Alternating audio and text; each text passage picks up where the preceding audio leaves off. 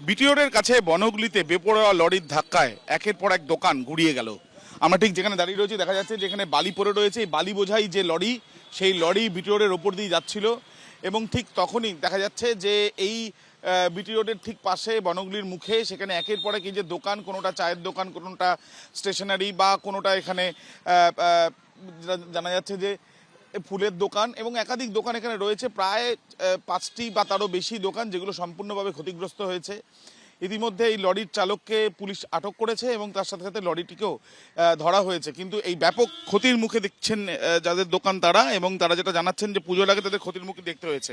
বেশ কয়েকটি দোকান, সেই দোকানের যারা রয়েছেন যাদের দোকান, তারা যেটা চাইছেন তারা ক্ষতিপূরণ চাইছেন এবং তাদের যেটা বক্তব্য যে গতকাল রাত্রিবেলায় যখন ঘটনা ঘটে তখন কেউ ছিলেন না, কিন্তু যেভাবে ক্ষয়ক্ষতি হয়েছে পুজোর আগে কিন্তু তাদের ব্যাপক সমস্যার সম্মুখীন হতে হয়েছে। ক্যামেরায় অভিজিৎ দত্তর সাথে আবির দত্ত, এবিপি আনন্দ।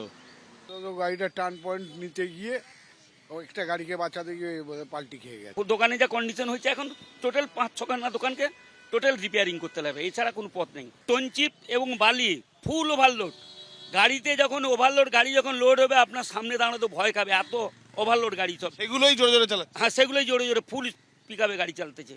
এসব রোডে কিন্তু এত ওভারলোড গাড়ি চলার কোনো কারণ নেই। আর এই রাস্তাটার অবস্থা খুবই খারাপ ছিল, এই হালে একটুখানি ঠিক করেছে। আর এই রাস্তার অবস্থা ভালোও নয়, কতদিন ধরে এই রাস্তা কোনো রিপেয়ারিং হচ্ছে না। আমরা চাইছি যত শিগগিরই সম্ভব এই বালিটা সরাক এবং আমাদের ক্ষতিপূরণটা যাতে দিক।